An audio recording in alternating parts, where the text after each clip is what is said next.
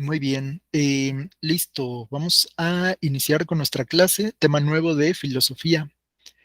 Hoy es 29 de noviembre.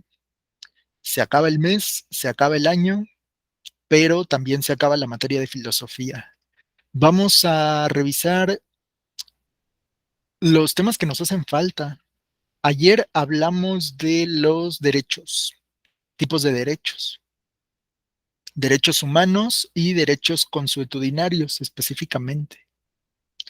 No se les olvide que los derechos consuetudinarios son los usos y costumbres de una comunidad, que una comunidad tiene derecho a, pues, autorregularse, porque, pues, también esos derechos, como en la pregunta que les puse en el cuestionario, esos derechos también le dan identidad a la comunidad. Entonces tienen derecho de, pues, tener su propia policía, sus propios jueces, sus propias festividades, sin que nadie se los imponga. A eso se le llama derecho consuetudinario. Bien, pues vamos a avanzar con lo de hoy. Voy a compartirles pantalla. Por favor, avísenme cuando ya se vea.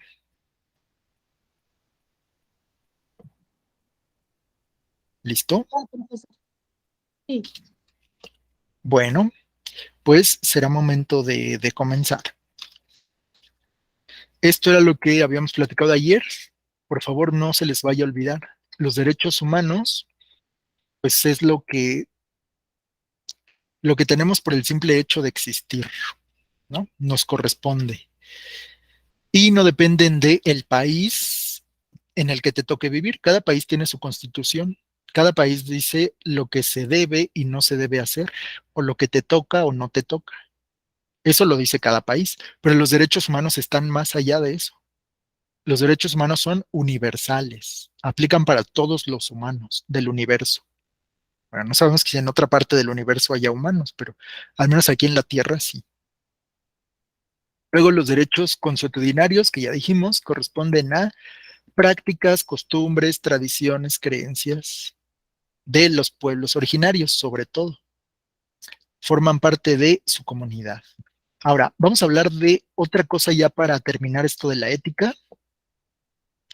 Eh, una situación muy de nuestro tiempo es el cuidado de la naturaleza. Y eso también tiene que ver con la ética. Las noticias de pues estos días, de estos meses, tienen mucho que ver con el cambio climático, con el deterioro del medio ambiente y con el maltrato animal.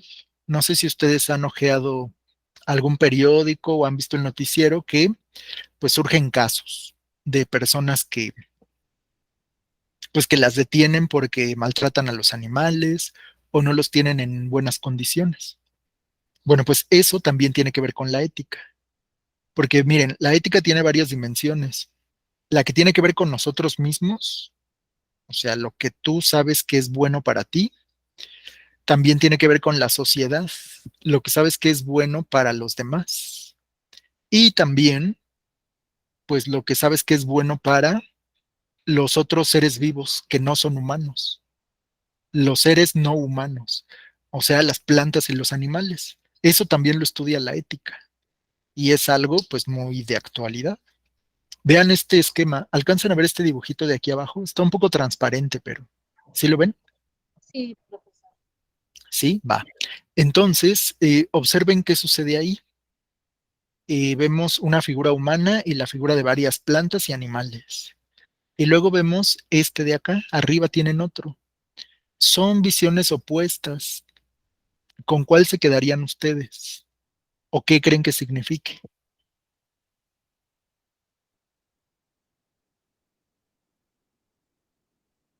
Vean, esos esquemas les dan muchas pistas. ¿A qué se refieren?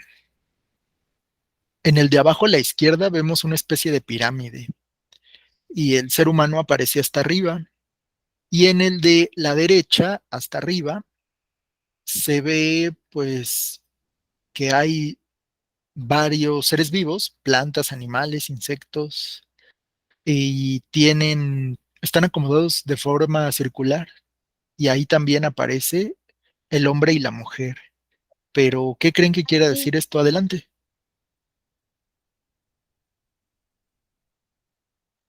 Te escuchamos, Angie. Ay, perdón, pero fue sin querer. Bueno, pero yo como yo lo entiendo mm, es como, bueno, la de abajo es como la supervivencia, ¿no? Porque hasta La- arriba es el hombre Ujú. y en la Sí. otra, pues es como una cadena. Ajá. Observen que en la de arriba están acomodados los elementos de una forma distinta. Y pues dice Angie que la de abajo es supervivencia porque el hombre, ¿o por qué dirías que es supervivencia o sobrevivencia? Porque el hombre está hasta arriba, profe, Ujú. y es una pirámide. Ajá, ajá. Y bueno, por lo que yo alcanzo a ver, pues la mayoría de los animales que se ven, pues se comen mutuamente y hasta arriba pues está el hombre que se puede decir que come todo lo que está ahí. Ah, ya lo está relacionando como con esto de la cadena alimenticia, ¿se acuerdan? Que el hombre, pues en realidad se aprovecha de todo, pero hay plantas, animales que solo cumplen su función. Puede ser eso. Adelante. Pau, Yo, buenas tardes. Hola, Pau. Pues yo veo ahí al hombre como depredador, el número uno, Ujú. y arriba como que todos necesitamos de todos para sobrevivir.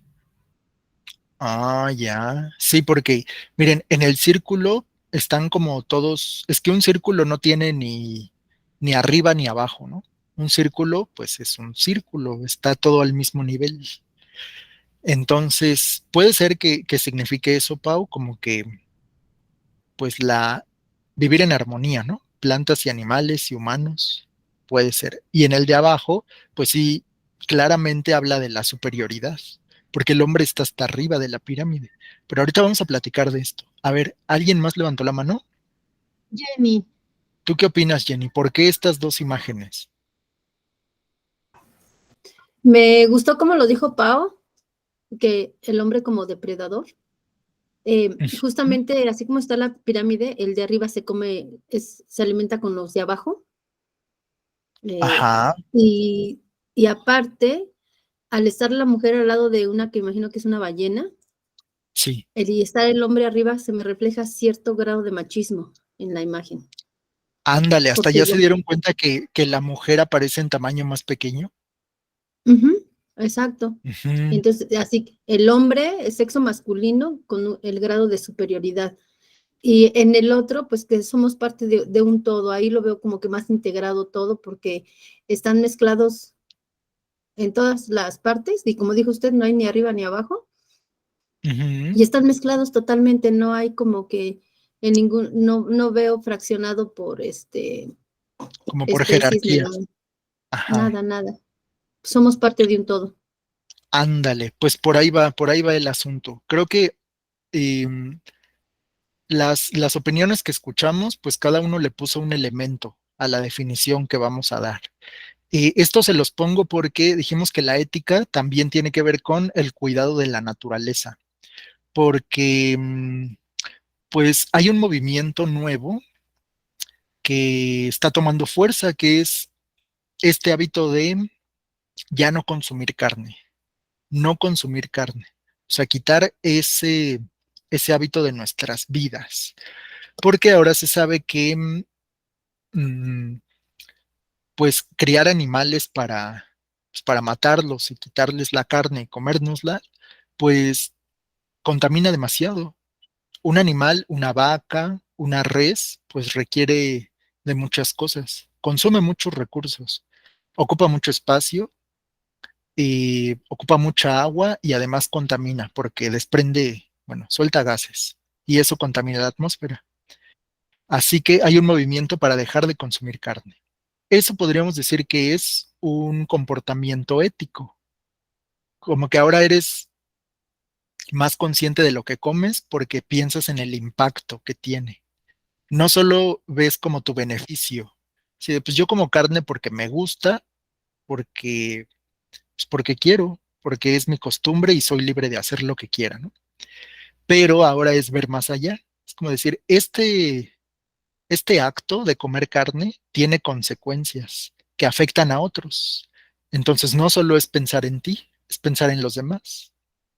Bueno, pues ahora se habla de la ética, pero relacionada con el cuidado de la naturaleza, del medio ambiente.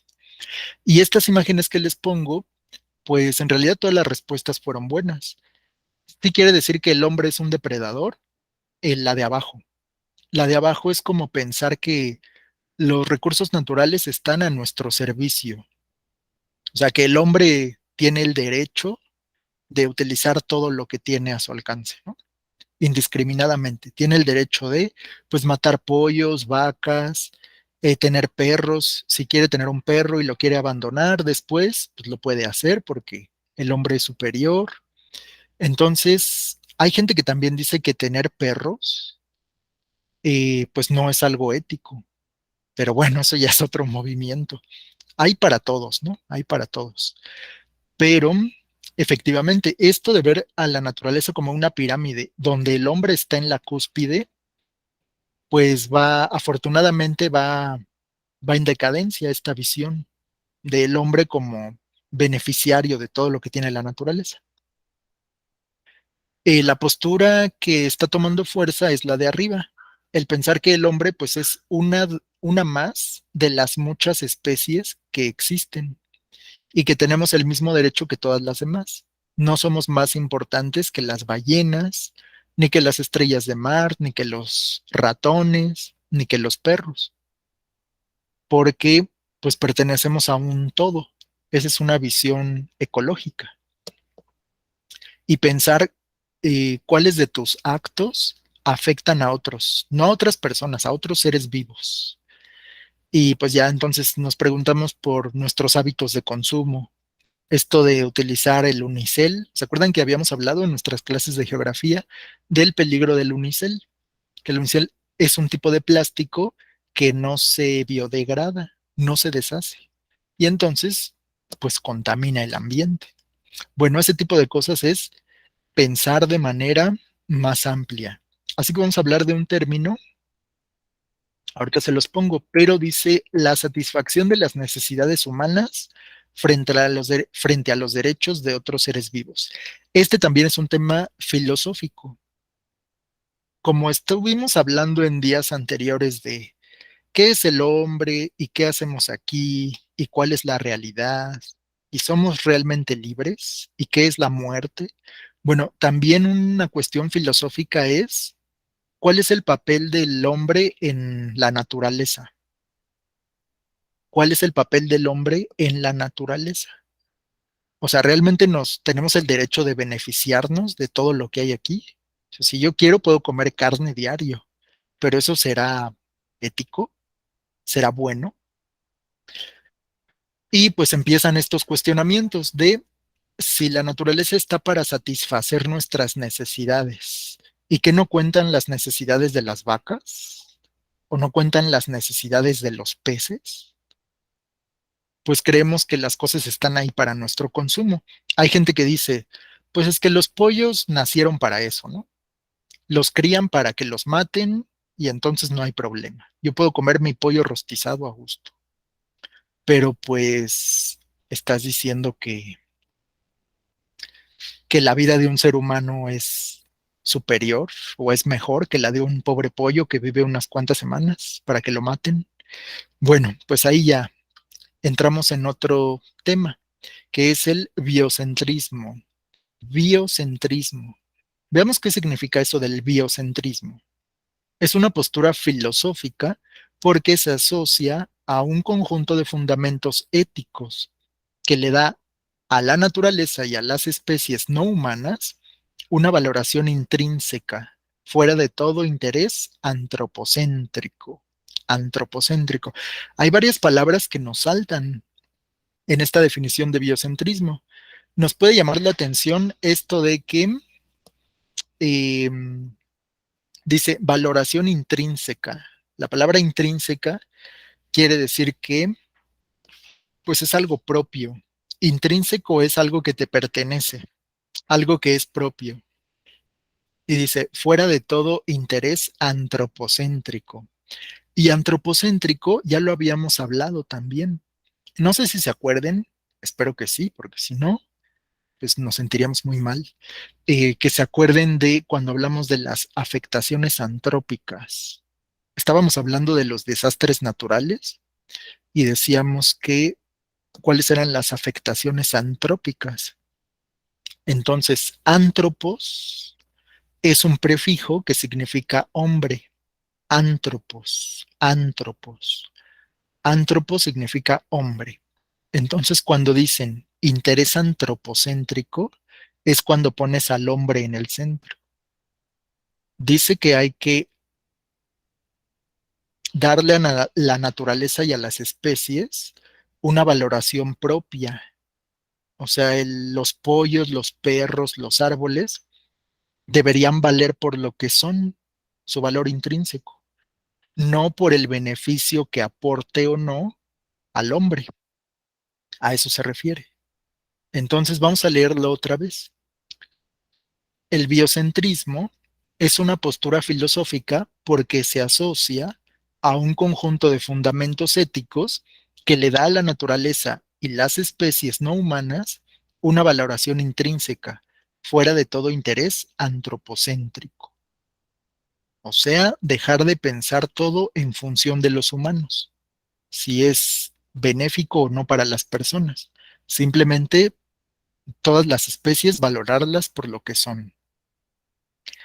Y quedamos que tiene que ver con la ética porque uno se tiene que preguntar si es bueno o malo ese comportamiento hacia otros seres vivos. Y fíjense que aquí en la definición ya especifica, dice especies no humanas. O sea, dejar de pensar que el humano lo es todo.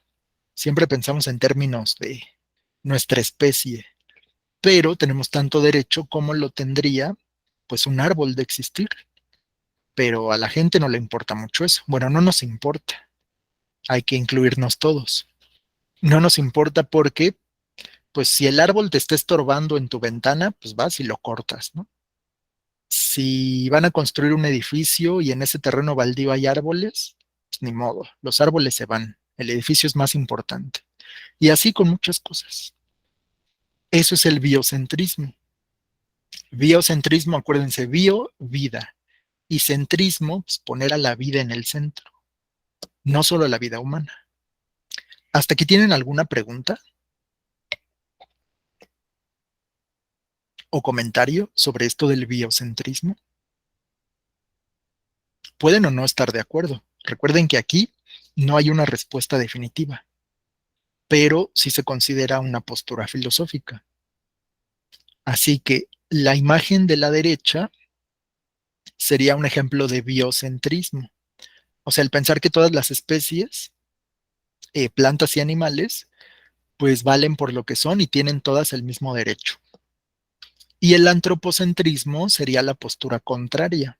Antropo significa hombre. Entonces, antropocentrismo es poner al hombre en el centro. Pensar que, pues es que así ha sido, ¿no? Históricamente, siempre el hombre está en el centro. Pensamos en, pues, cuánto petróleo queda, en cuánto beneficio se puede sacar de, pues, de cierto recurso, pero nunca te preguntas, ¿estará bien que lo esté haciendo? No, solo hay que consumir y consumir y consumir. Listo. ¿Dudas sobre esto? ¿O algo más? Adelante. Profesor, ¿me repite otra vez lo de biocentrismo? Bueno, el antropocentrismo, a mí me suena que el hombre es en el centro o en primer lugar. Sí, exactamente eso es. Y el biocentrismo, que el hombre forma parte de todo. Exactamente, Pau, así es. O sea, que el hombre no está por arriba de ninguna otra especie viva. Ujú, exacto. Biocentrismo es poner a la vida en el centro. Y la vida, pues, es una planta, una hormiga, un pollo, una ballena. Entonces, la vida en el centro significa biocentrismo. Y antropocentrismo, pues, es el hombre en el centro. O sea, el hombre es lo más importante. Bueno, esto también se conecta eh, con una rama de la filosofía que es la bioética. La bioética abarca muchísimas cosas, desde el aborto, o sea, este debate eterno entre si el aborto es un asesinato, sí o no, eso estudia la bioética. Es un tema filosófico, fíjense, más que legal, bueno, que también es un tema legal.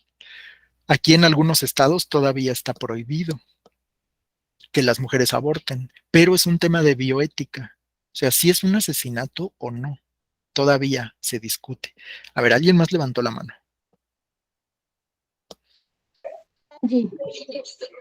Profe, ¿qué significa intrínseca? Intrínseco. Ah, ya, valoración intrínseca. O sea, valorar a las cosas por lo que son. Intrínseco es lo que le pertenece. Eso significa intrínseco.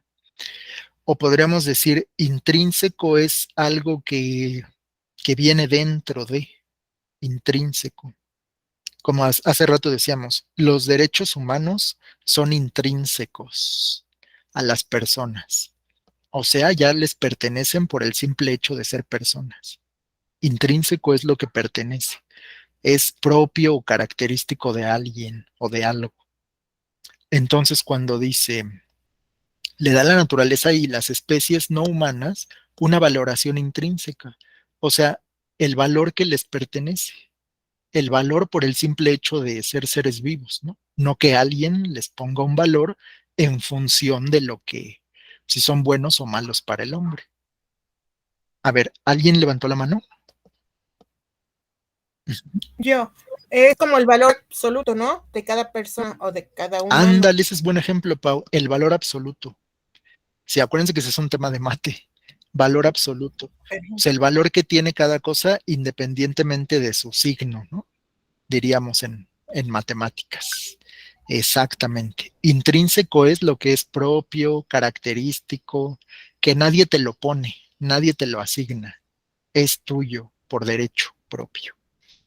Ajá, intrínseco. Esa es una palabra muy bonita, ¿no? Muy interesante. Aquí Vicky ya nos hizo favor de poner la definición en el grupo.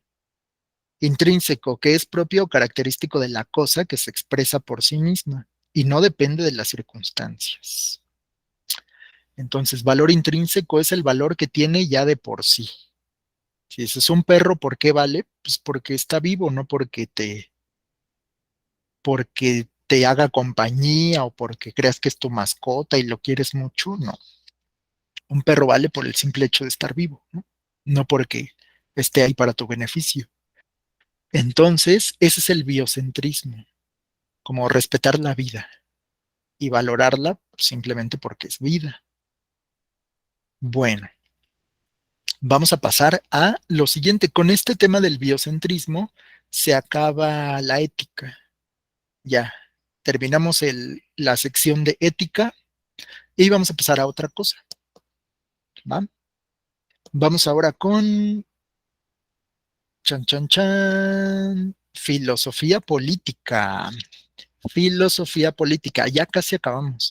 Nada más nos falta esto, luego hablar de lógica, los problemas filosóficos y ya terminamos. Filosofía política, política. ¿De qué creen que se trate esto? ¿De qué vamos a platicar en filosofía política? ¿Cómo qué se les ocurre? Política. Es una palabra que como que nos molesta un poco, ¿no? Hay gente que piensa que la política es pues cuestión de los partidos políticos y de esos señores de traje que se roban dinero. Pero, ¿qué será la política? Así en términos filosóficos. Si dijimos que la filosofía es hacerse preguntas sobre muchas cosas, entonces la filosofía política se refiere a las preguntas que tienen que ver ¿con qué? ¿Cómo entienden ustedes la política? Política. ¿Se acuerdan que cuando hablamos de Aristóteles decíamos que él también se interesó en la política? Y decía, bueno, les puse ahí varias frases de Aristóteles. Espero que se acuerden. A ver, adelante. Angie había levantado la... Dinos, Angie. No, perdón, profe. Ah, ¿no era? Va. Entonces, yo les decía que Aristóteles hablaba de la política y cuando empezamos a hablar de ese filósofo, les puse una de sus frases, que Aristóteles decía, eh, el que no vive en una sociedad, o es un qué, o es un qué. ¿Alguien lo anotó? ¿O se acuerda?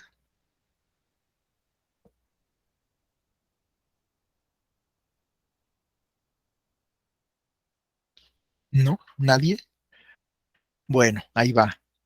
Es el que no pertenece a una sociedad, o es un hombre, no, o es un dios, o es una bestia. El que no pertenece a una sociedad, o es un hombre, ay, otra vez. El que no pertenece a una sociedad, o es un dios, o es una bestia. Eso decía Aristóteles.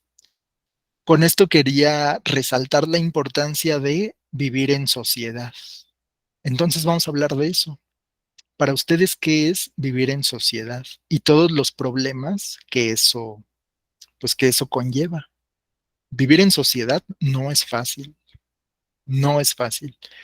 Y se convierte en una cuestión filosófica, porque ahorita lo van a ver. Entonces, en filosofía política se habla de lo colectivo, porque si Aristóteles dice que el hombre es un animal político, o sea que estamos hechos para vivir en comunidad. Una persona sola no puede sobrevivir. Imaginen que alguien pues se pierde en una isla desierta. Han salido muchas películas sobre eso, ¿no? ¿Se acuerdan de una película que se llamaba La Laguna Azul? ¿Alguien la vio? ¿De qué se trata? ¿Nadie? ¿Nadie la conoce? Sí, Adelante. Blanquish quiere participar. A ver, te escuchamos. O el náufrago, profe, que al final, pues sí pudo sobrevivir. Podía Ujú. comer y hizo hasta fuego. Exactamente, esa película del náufrago, pero es que ahí te explican todo lo que tienes que pasar, pues cuando estás solo. ¿Se acuerdan que en esa película eh, platica con un balón de voleibol y hasta le pone carita y todo, ¿no? Y le pone nombre y entonces empieza a platicar con él. Esa es una muy, muy buena lección y nos hace pensar en muchas cosas. Si tú te quedaras solo, así solo en el mundo, sin familia, sin amigos, sin nadie, ¿lograrías sobrevivir? Pues en esa película el protagonista por poco se vuelve loco. Está en una isla desierta y no tiene nadie, a nadie con quien platicar, y entonces se crea a su amigo. En un objeto pinta una carita y empieza a platicar con él. Pues esa es una buena reflexión. ¿A alguien le gustaría estar solo o irse a una isla desierta? A ver, alguien levantó la mano. Jenny había levantado la mano. Dinos, Jenny. Bueno, pero yo comentario con la pregunta anterior de la película de La Laguna Azul. Ah, ya, ¿te acuerdas? En lo que refiere al tema, bueno, yo creo que la cita usted porque son dos niños que, bueno, quedan náufragos en una isla y crecen juntos, se adaptan a ese nuevo lugar, logran sobrevivir, pero al regresar a la ciudad no logran adaptarse a vivir justamente en sociedad. Es muy difícil y es muy cruel para ellos todo, las normas, todo la jungla humana, es muy difícil Ujú. para ellos. Ajá, exactamente. Y lo dice así como una jungla porque, pues en realidad sí es algo muy salvaje, ¿no? Porque Es que así me ellos siento son, en la ciudad. pues justo de eso vamos a hablar. Eso es la filosofía política. Es pensar cómo le hacemos para relacionarnos y si realmente eh, necesitamos reglas para vivir y de dónde vienen. Eso es lo que estudia la filosofía política, entre otras muchas cosas. Pero esas películas nos ayudan a pensar en si sería bueno vivir aislados. Porque en la de la Laguna Azul, pues los niños viven, digamos, en estado salvaje. O sea, pues se dedican a cazar, a recolectar. Ya cuando son adultos, pues ya tienen un bebé, pero viven en estado como de inocencia. Entonces, cuando tienen contacto con la civilización, como dice Jenny, pues viene este choque, ¿no? Pues obviamente hay costumbres que no conocen y pues esta gente aparentemente civilizada, pues les hace daño, ¿no? Y ellos en toda su inocencia, pues no saben qué hacer. De eso se trata la película. A ver, alguien levantó la mano. Eran Jenny y Pau, pero Pau ya la bajó. Ok, Jenny, Sí, perdón, yo otra vez. Oiga, profe, ahorita con lo que acaba de decir y la introducción que nos dio, la filosofía política también entonces estudia como el cómo el gobierno trata a la naturaleza, si la está ayudando o afectando. el gobierno y la naturaleza. Sí, aunque específicamente nunca había pensado en eso, ¿eh? En la relación entre el gobierno y la naturaleza.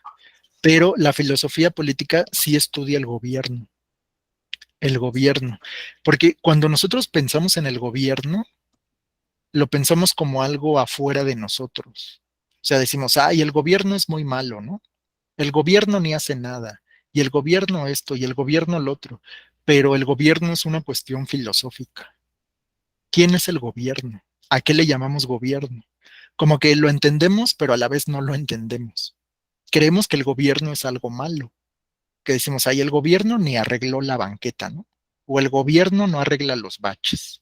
El gobierno esto y el gobierno el otro.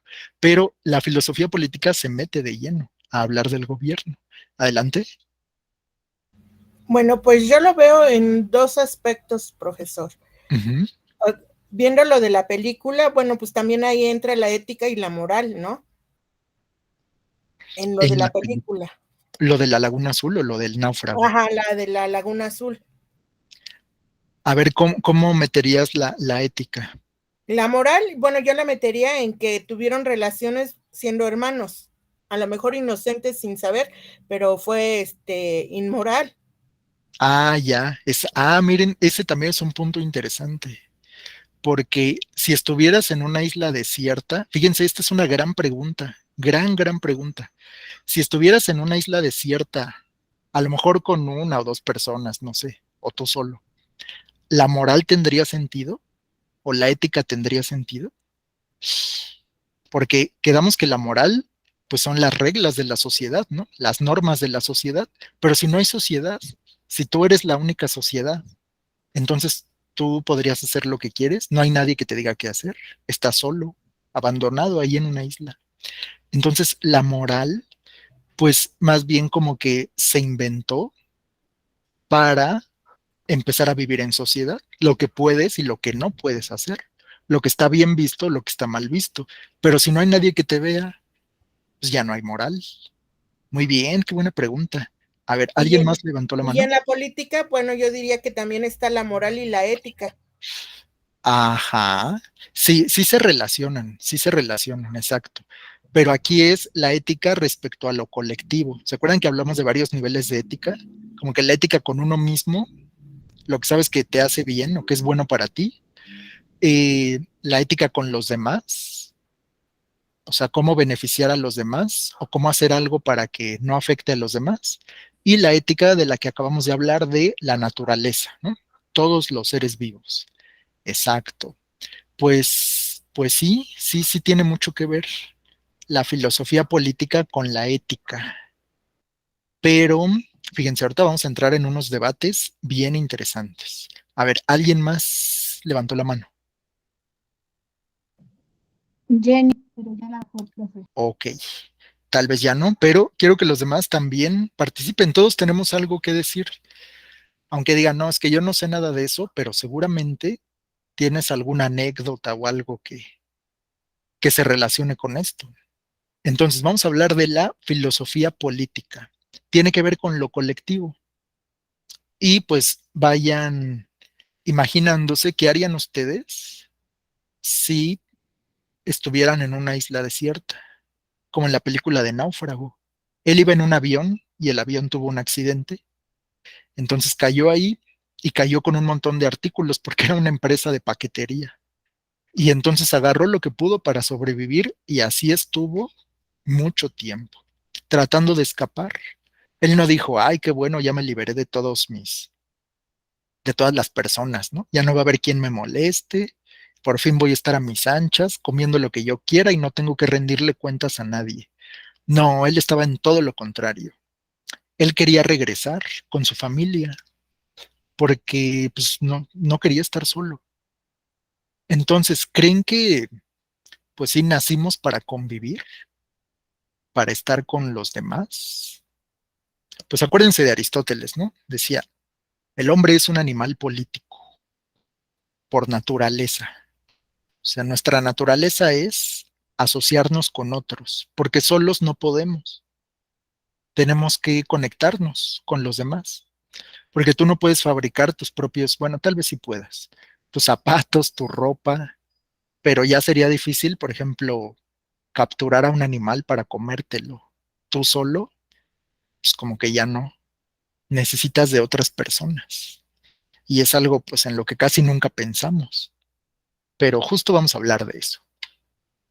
A ver, entonces, vamos a ver en la introducción la propiedad, las leyes, la sociedad, la justicia, el poder, los derechos, la autoridad, el gobierno. Bueno, estos son conceptos, pero son conceptos pues todos muy abstractos. Abstracto quiere decir que no lo puedes tocar, no está en la realidad, es algo simbólico, porque el poder, creo que todos entendemos a qué se refiere el poder, pero dar una definición es un poco difícil. Y el poder no es algo que puedas, no es un objeto que puedas agarrar y guardarlo en tu mochila, ¿no? O en tu bolsa. El poder entonces es algo abstracto, es algo intangible, no se puede tocar, pero todos entendemos muy bien, bueno, eso creemos, qué es el poder. Y lo mismo con la justicia. La justicia también es un concepto abstracto, como que podemos dar ejemplos de justicia, pero no decir exactamente qué es la justicia. Y así con todo, con la propiedad, con la sociedad. Bueno, pues todo eso y más estudia la filosofía política. Perdón, profesor, ¿cómo ¿Sí? dijo? ¿Son elementos abstractos? Ajá, son conceptos abstractos. Ah, Conceptos. conceptos, gracias. Ujú. Abstracto, y pues es lo contrario de intangible. O sea, perdón, abstracto es lo contrario de tangible. Tangible es que se puede tocar y abstracto pues es que solo puedes tenerlo como una representación, ¿no? Nos pone Vicky aquí en el grupo el concepto de abstracto y vamos a leer la definición 2. Dice que resulta difícil de entender por tener el carácter esquemático y poco concreto, propio de lo que se obtiene por abstracción. Bueno, pues sí está complicada la definición, pero abstracto quiere decir que solo tenemos una representación en la mente de eso. No es algo que puedas tocar con tu mano. Entonces, ayúdenme apagando los micrófonos, por favor, porque ya saben que se nos mete el ruido. Ay, perdón, perdón. Así que todo es... ¿Cómo? Bueno, o impreciso. Impreciso, impreciso, eso puede ser cercano. Es algo impreciso. Entonces, todo esto es lo que estudia la filosofía política. Las leyes, el poder, la justicia, la sociedad, los derechos, la autoridad, el gobierno. Por eso, si les digo, a ver, dime con tus propias palabras qué es el poder, pues estaría un poco difícil. ¿Qué es el poder? Pues el poder es, fíjense, está difícil dar una explicación. Solo puedes decir ejemplos, pero no exactamente qué es el poder. El poder es algo que se ejerce contra alguien más, ¿no? Es como una capacidad de hacer cosas, el poder. Pero en términos de filosofía política es algo más abstracto. Lo mismo con la justicia. Para ustedes, ¿qué es la justicia? Ese es un concepto de filosofía política, la justicia. Está difícil, ¿no? Aunque si lo buscamos en el diccionario, vamos a ver qué dice. Justicia. Justicia, principio moral que inclina a obrar y juzgar respetando la verdad y dando a cada uno lo que le corresponde. Entonces, justicia es dar a cada quien lo que le corresponde. Eso es lo que estudia la filosofía política. Adelante. Rosita, Gracias, Vicky. Y cuando dicen la justicia es ciega, La justicia es ciega, o sea que debería aplicar igual para todos, ¿no? Hasta la representan así como una mujer con una espada. En una mano tiene una espada, en la otra tiene una balanza y tiene los ojos vendados. Y pues esa es una alegoría. O sea, no es una mujer en particular, sino que es que la justicia así debería ser. La balanza significa que se reparte por igual, ¿no? Como los platos de una balanza. La espada significa que pues debe ser contundente, ¿no? Debe cortar parejo. Y que sea ciega, pues que no vea ricos y pobres, o blancos o negros, que debería ser igual para todos, que ya sabemos que no se cumple siempre, pero bueno, pues hablamos siempre de justicia, aunque nunca nos preguntamos exactamente qué es. Pero la filosofía política sí se lo pregunta. Entonces vamos a ver primero tres conceptos. Para empezar a hablar de filosofía política, vamos a referirnos a la autoconciencia, a la conciencia social y a la conciencia política. Que conciencia política y conciencia social pareciera que son lo mismo, pero vamos a dar la definición. Política, esa es una palabra que hemos escuchado muchas veces, la política. Luego pensamos en partidos políticos, pero la política es todo lo que tiene que ver con lo que hacen las sociedades, la política, política. Entonces, vamos a ver estas definiciones. Primero vamos a hablar de conciencia política. ¿Y qué será eso de conciencia política? A ver, ¿quién me quiere ayudar a leer lo que aparece ahí?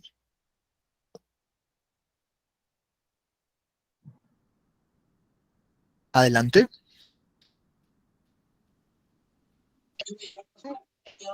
Me doy cuenta que te pertenezco, no, me doy cuenta que pertenezco a un colectivo y ellos también tienen necesidades como las mías.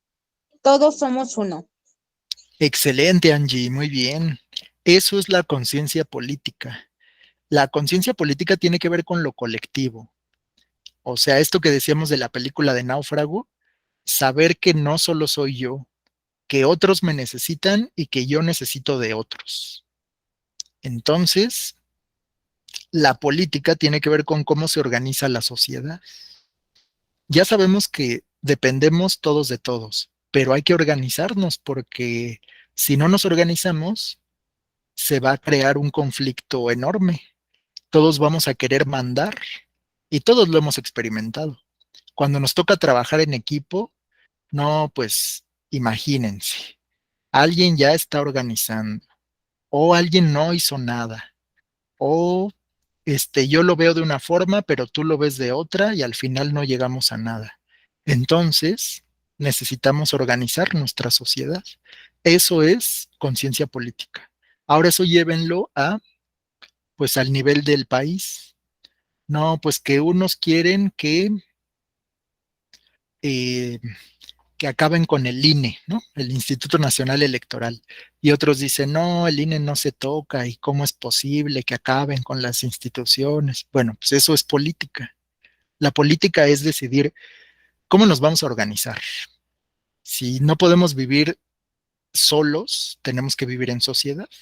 Pero si vamos a seguir con eso, pues al menos vamos a organizarnos. Eso es la política. Ahora vamos con la siguiente. Autoconciencia, ¿qué será eso? A ver, ¿alguien más que nos ayude a leer qué es la autoconciencia?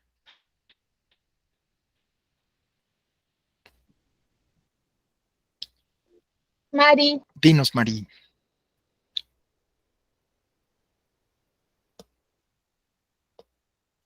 A ver, me observo a mí mismo y razono sobre el cómo y el porqué de lo que siento, pienso y hago.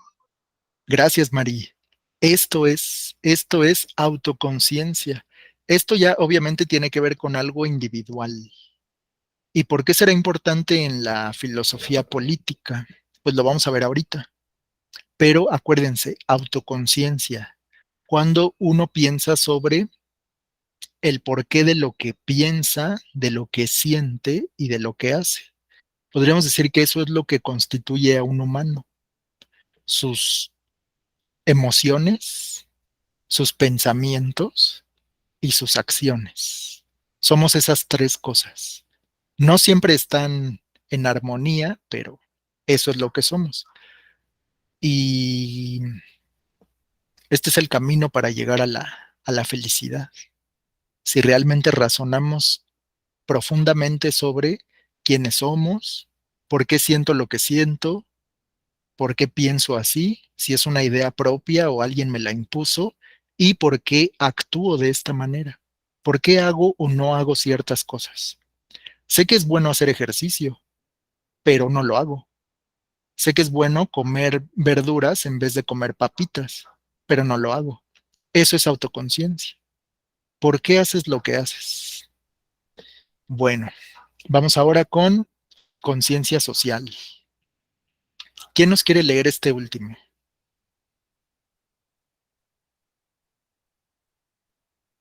Adelante. Blanche, Percibo que no todos tenemos los mismos privilegios.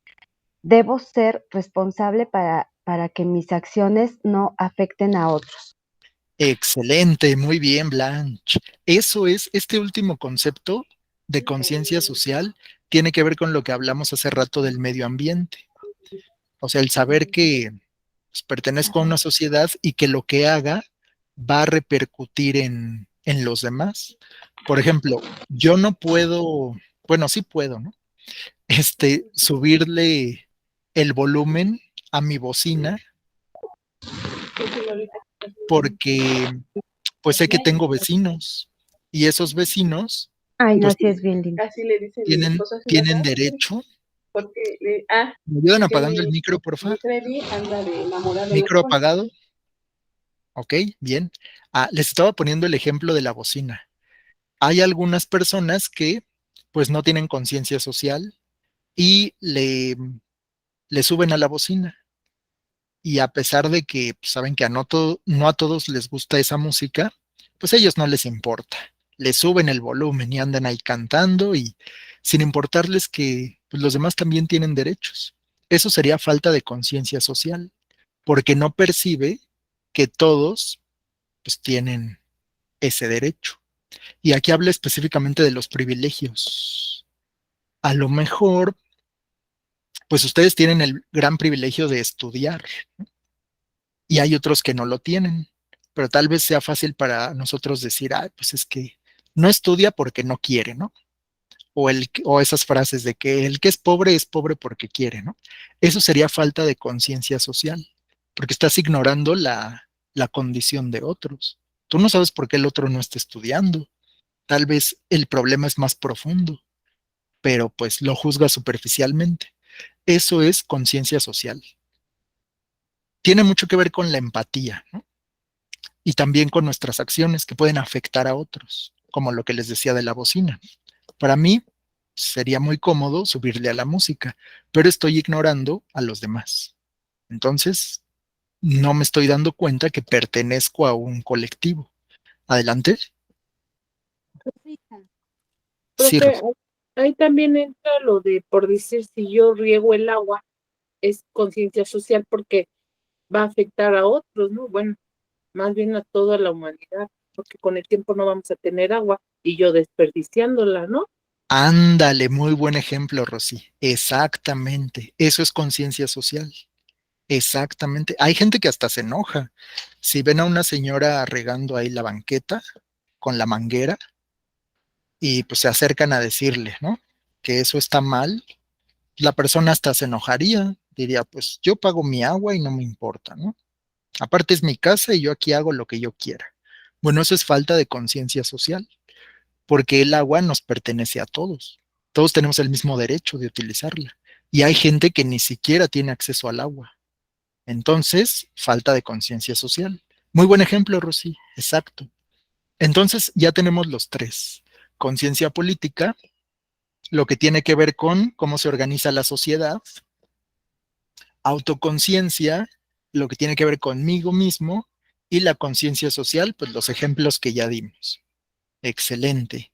Bueno, esta es una entrada para entender de qué se trata la filosofía política. Vamos ahora a avanzar. Viene ahora lo más interesante. Lo más interesante. Em, Seguramente han visto o incluso han protagonizado alguna pelea en la calle. ¿Sí les ha pasado? Ayer Angie nos platicaba de eso, ¿no? De que vio a unas niñas peleándose. Bueno, yo también el sábado salí y en el camión unos señores ya se iban a agarrar a golpes. En el camión, así, todavía estábamos en la base, o sea, todavía no salía el camión, pero pues yo estaba sentado hasta atrás y había dos señores ya grandes, ¿no? Nada más que uno era así muy corpulento y el otro era, pues sí, así como más delgado, más menudito. Pero los dos eran ya señores mayores y ya se iban a agarrar a golpes. No supe ni por qué empezó el asunto. Supongo que se pelearon por algún lugar o algo así. Pero sí, se iban a agarrar a golpes. Entonces, el más corpulento se paró y se empezaron a decir de groserías. Y dijo, ¿qué? Si quieres nos bajamos. Y así empezaron, ¿no? Y el otro como que le dijo, no, ya estuvo. Y pues seguramente les ha tocado ver algo así. ¿Creen que el ser humano sea violento por naturaleza? O sea, que tenemos esa tendencia natural a pelearnos por cualquier cosa o sentir que los otros nos están agrediendo y reaccionar. A ver, adelante. Angie y Mari. A ver, Angie. No, profe, no somos así por naturaleza, somos así por las costumbres, la educación y todo lo que se vive en casa. Ese es un punto bien interesante. Esto va a abrir un debate, pues que tal vez no tenga fin, pero aquí la pregunta es si somos buenos o no por naturaleza. Pero fíjense, si todos hemos presenciado alguna pelea, pues tal vez digamos, ¿por qué algunas personas son más violentas que otras? Y pues ahorita Angie dice que tiene que ver con la educación. Puede que sí, pero pues cada vez es más común, ¿no se han dado cuenta? Que hay como que la gente ya está a la defensiva y hay muchas peleas, por ejemplo, de tránsito, ¿no? Incluso hasta ha habido casos, ha salido en las noticias, de gente que se mata por cuestiones así insignificantes. O sea, porque, no sé, le dieron un golpe a tu coche y ya te bajas a reclamar y entonces se golpean y el otro saca un cuchillo y así, ¿no? Sí ha pasado, eso es algo común, pero ¿creen que el hombre sea pues malo por naturaleza? A ver, ahí vamos a escuchar a Mari, creo. Pues yo digo que no es porque seamos por naturaleza, sino que a veces también tiene que ver con nuestro estado de ánimo, ¿no? O sea, yo lo vi ayer en el transporte público, o sea, un chavo le grita al chofer de la combi, voy a la esquina, ¿no? Y pues el señor, la verdad, no sé si me Ajá. escuchó, no lo sé, pero pues, sí, me peladeces y se puso muy altanero. Era un muchacho como de unos 20 años, si no es que hasta menos, se puso muy al tuve que decirse de groserías y que no sé qué. Y ahí viene toda la gente, es que el Ah, señor, no sé qué, tanto. Entonces yo digo que es también, depende de nuestro estado de ánimo, a lo mejor alguien nos hizo enojar y pues por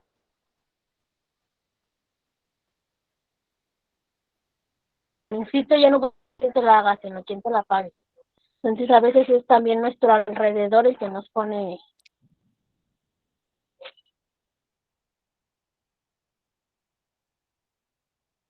nos pone violentos, pero es que yo creo que por muy enojado que estés, como que la piensas y dices, ay, no me voy a pelear por cualquier cosa. O habrá gente que sí. O sea, hay gente que tiende más hacia la agresión, hacia el ataque. Pero no, no todos, no todos.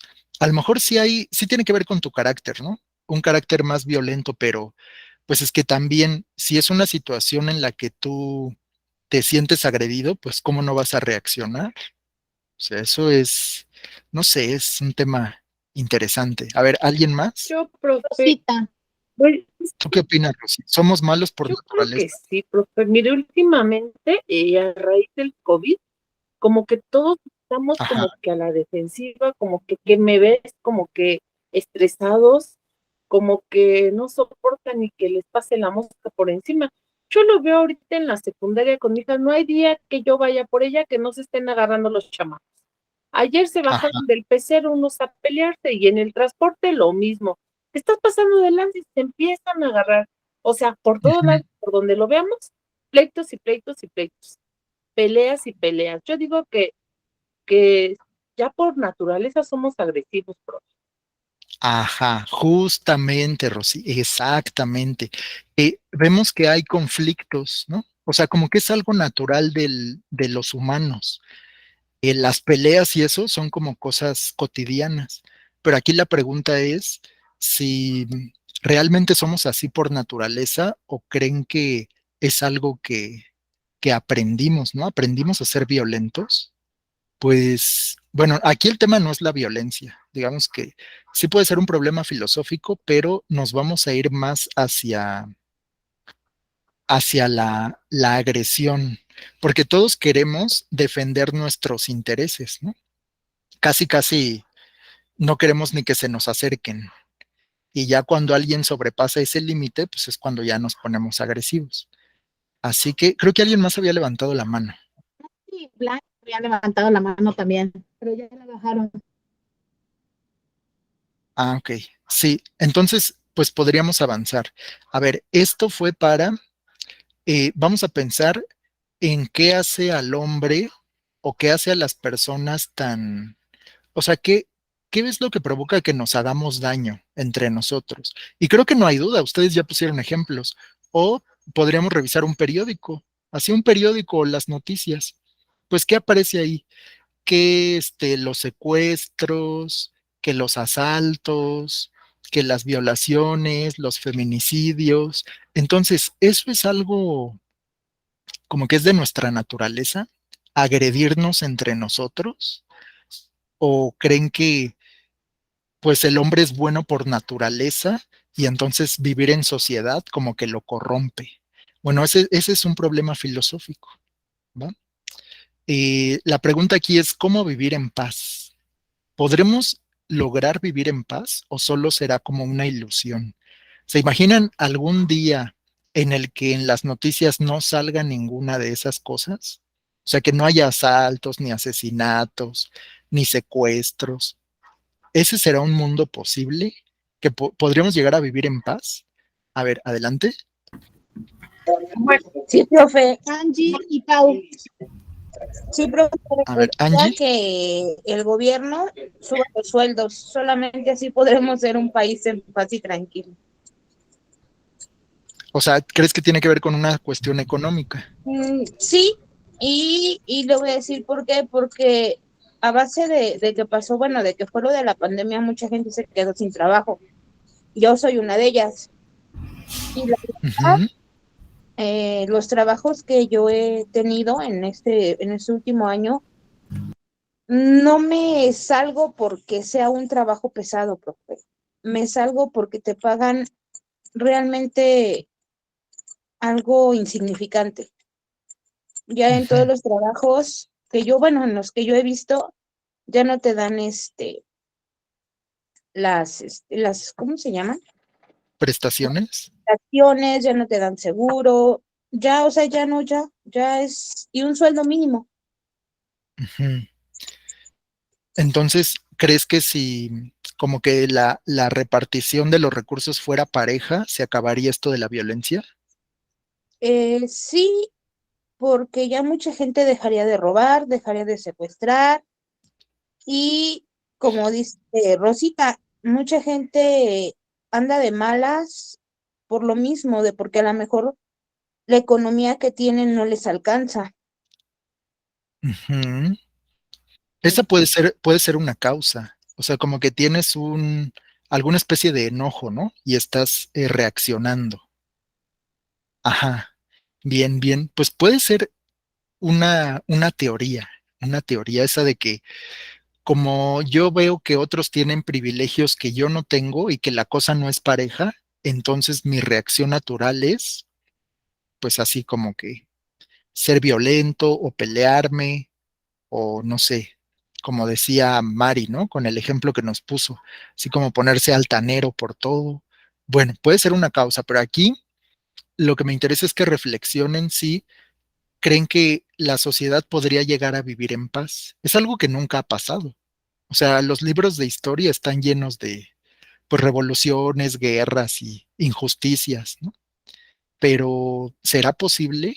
A ver, alguien más levantó la mano. Yo, profe. Yo, profe. A Bueno. ver, vamos primero Ay, con perdón. Blanche y luego con Pau. Yo, yo creo que lo que dice la compañera no se me hace lógico, porque Ujú, hay muchas personas que tienen mucho dinero y son agresivas. Aparte, creo que no es que sea uno agresivo por naturaleza. Uno puede ser buena gente, pero también si le hacen cosas, pues obviamente no se va a dejar uno. No es que seamos agresivos por naturaleza, profe. es que también buscamos como la justificación, ¿no? Así como no fui yo, los demás me provocaron. Entonces ya por ahí ya hay como un sesgo también, pero es muy interesante. Este tema a mí me interesa muchísimo. O sea, si el hombre es bueno o malo por naturaleza, o eso se aprende. Digamos que la sociedad te hizo así, ¿no? A ver, ahora sí vamos con Pau, adelante. Bueno, pues yo veo que es como dice usted, el biocentrismo. Siempre el hombre quiere estar digo, antropocentrismo. El Ujú, hombre quiere ser primero siempre. ujú. Sí, Y, todos vemos nuestro interés. Entonces podríamos hablar del egoísmo. ajá, Fíjense en cómo se comportan los niños. ¿Un niño será egoísta por naturaleza?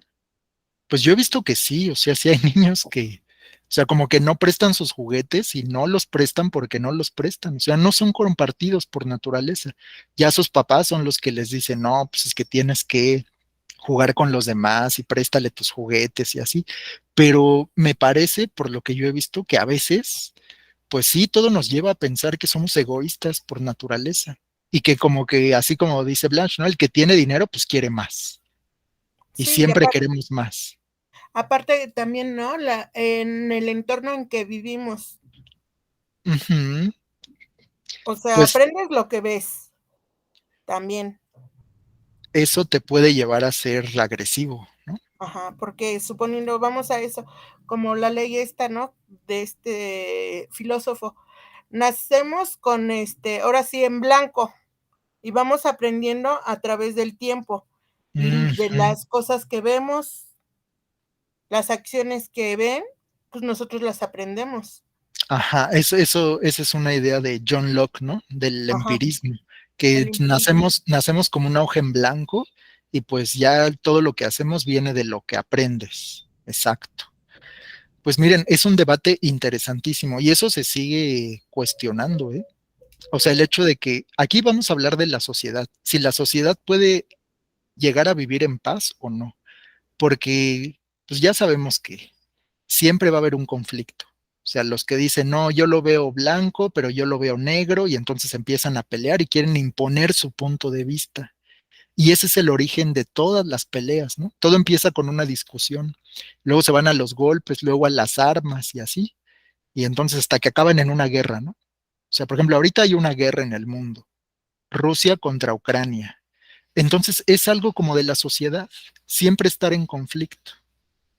Pero ha habido filósofos que se han preguntado eso, si de verdad podríamos llegar a vivir en paz, sí o no.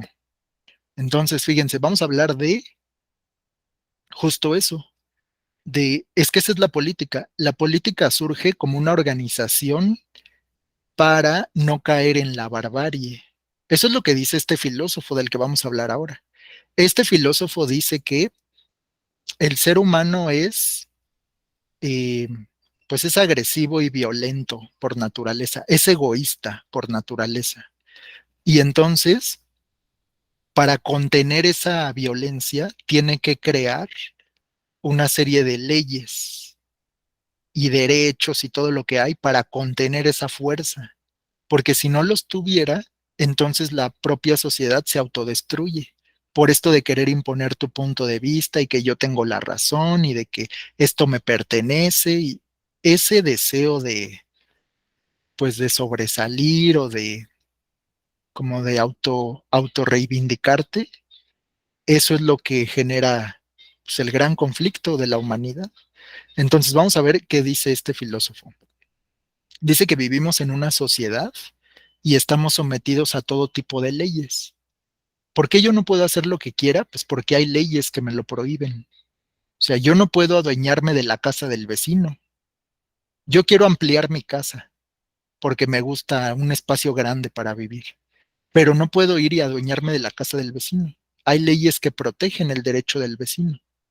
Entonces, aunque yo lo quiera agredir, si me pongo agresivo con mi vecino, pues va a llegar la policía y me va a llevar. Entonces hay leyes que me prohíben hacer cosas. Como que las leyes están frenando mis deseos, ¿no? Mi deseo es adueñarme de todo, pero pues no puedo llegar y robar en una tienda porque sé que me van a llevar a la cárcel. Entonces, dice este filósofo que tenemos leyes por todos lados, que esas leyes frenan nuestros deseos naturales y que en los animales no.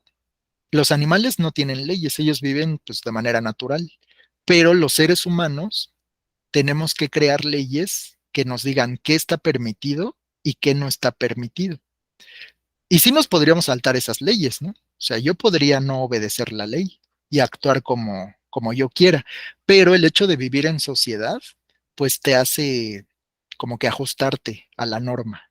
Y el que no respeta las leyes, pues digamos que lo acusan, lo ven mal, lo señalan, y eso hace que la sociedad funcione. El hecho de que existan las cárceles, eso regula el comportamiento, ¿no? Eso te dice que, pues si te portas mal, te va a tocar este castigo. Y ese es un problema filosófico, es justo de lo que vamos a hablar, de las leyes. Entonces, ¿por qué hay cosas que sí podemos hacer y cosas que no? Pues las leyes tienen un aliado, y aquí vamos a hablar de lo coercitivo.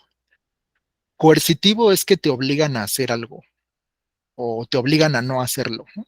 Eso significa coercitivo. Entonces, nuestra, nuestra regla para vivir en sociedad es que hay cosas que tenemos que obedecer. Siempre hay cosas que obedecer, porque si no obedeces, pues la sociedad te señala. Podrías no obedecer, pero pues te va a ir mal. Es preferible obedecer las reglas. O sea, sabes que hay cosas que no puedes hacer. Por ejemplo, algo muy sencillo. Tú puedes no ponerte el cinturón, ¿no? cuando vas en un coche, vas manejando, puedes no ponerte el cinturón porque es incómodo, pero sí hay una ley que te obliga a ponértelo. Y entonces tú dices, bueno, pues es por mi bien y ya te lo pones, ¿no? Pero en realidad te están obligando a hacer algo, porque si no te lo pones, pues te van a multar. Y si acumulas varias multas, pues vas a tener consecuencias. Así que vamos a hablar justo de eso, de que estamos sometidos a la autoridad. Pero aquí la pregunta es, ¿por qué decidimos someternos a la autoridad? O sea, ¿por qué somos obedientes con el gobierno? Vamos a hablar de esto. No existe sociedad que no tenga conflictos provocados por la desigualdad y la injusticia. O sea, en todas las sociedades siempre hay injusticia y siempre hay desigualdad. Y eso es lo que origina el conflicto.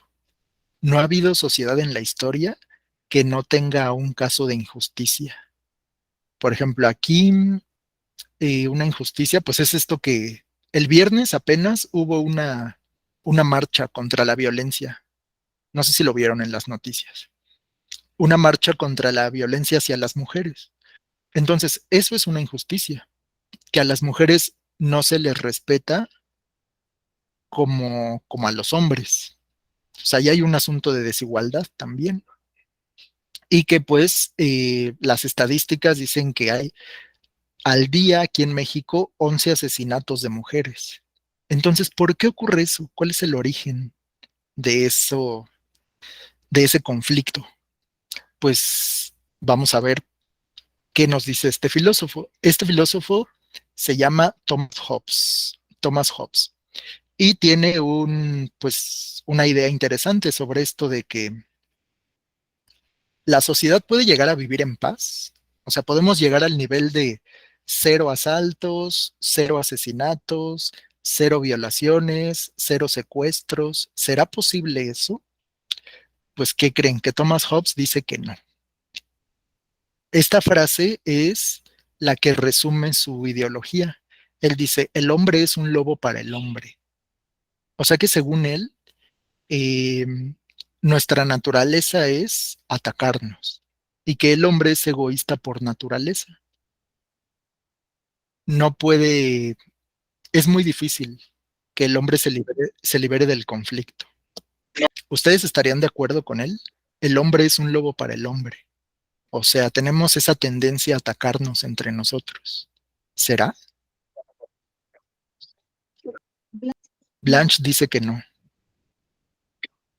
Aunque hay otros filósofos que piensan lo contrario, ahorita lo vamos a ver. ¿Y cuál es exactamente su argumento? ¿Por qué dicen eso?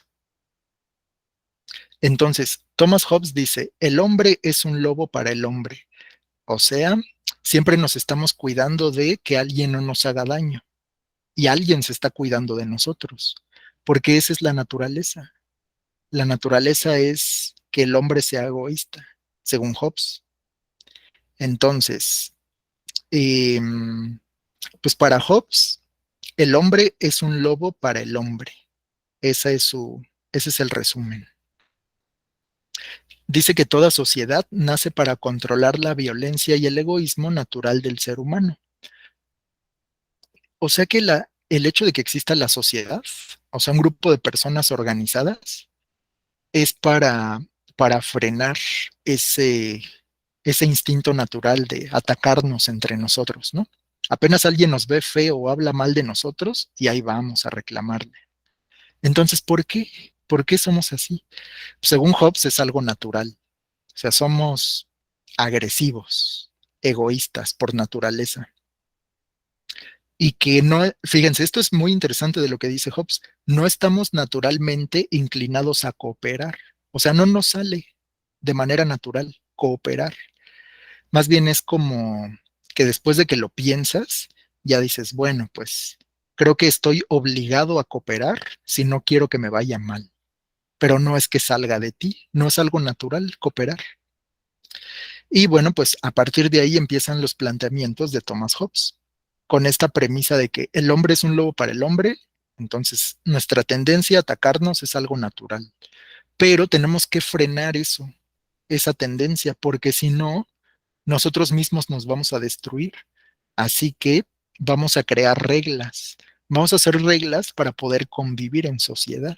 Es lo que dice Hobbes.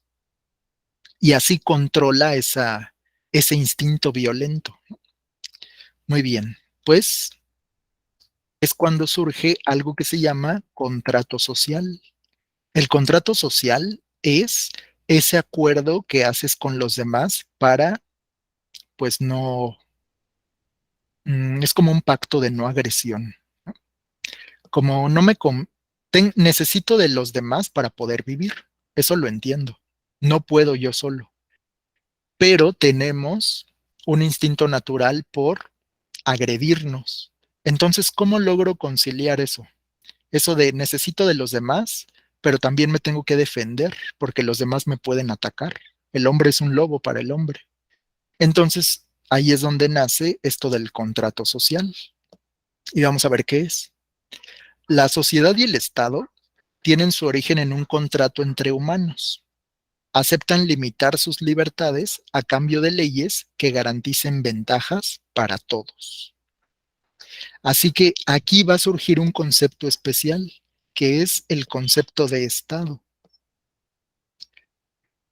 El Estado es un sistema político organizado. O sea, la política surge porque el hombre se da cuenta de que tenemos que organizarnos de algún modo y hay que hacer un pacto para no agredirnos. Todos queremos tener poder.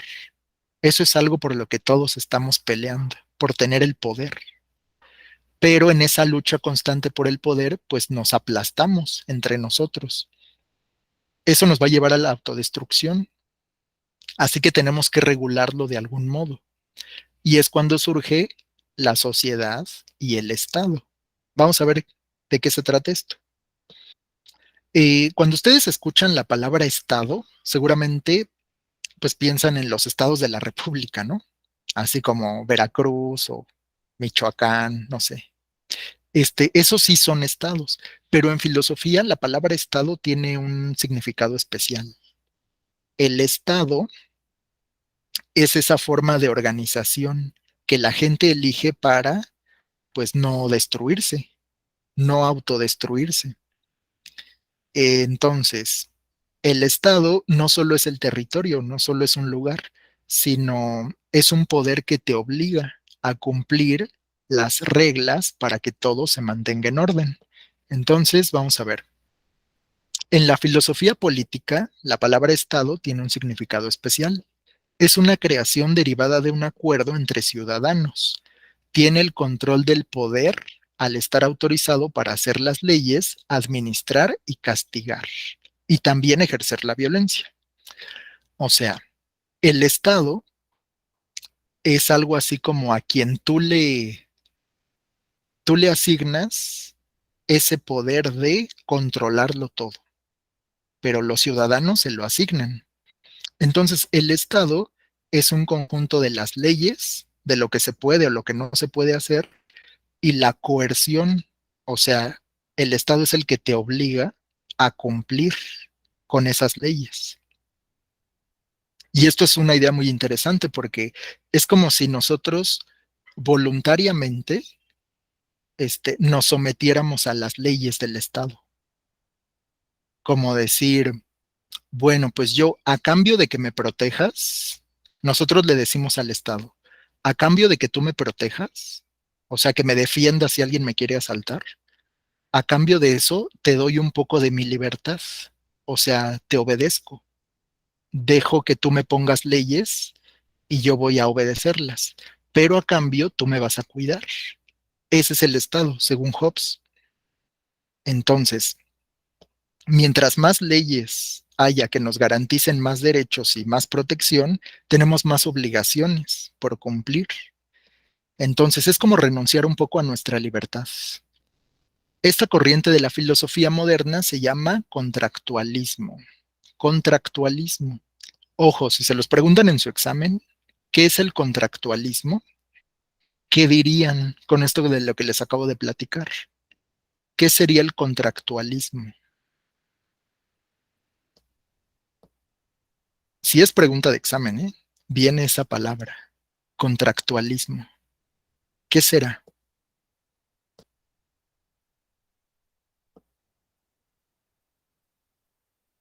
el contractualismo.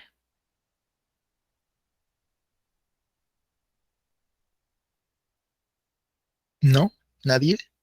Contractual. ¿A qué le suena?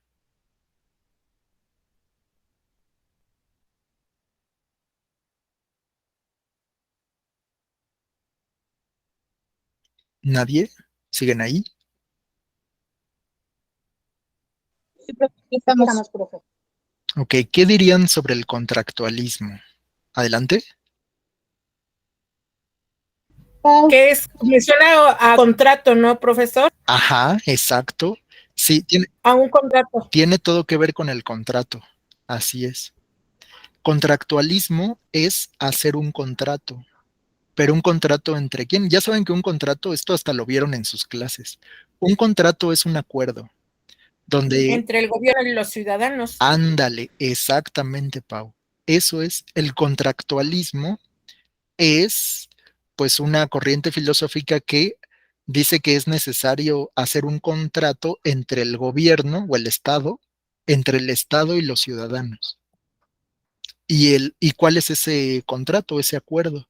Es decirle, yo dejo que tú, Estado, me quites un poco de mi libertad, pero a cambio quiero que me des seguridad y protección. Y eso es lo que estamos haciendo todos los días, aún sin darnos cuenta.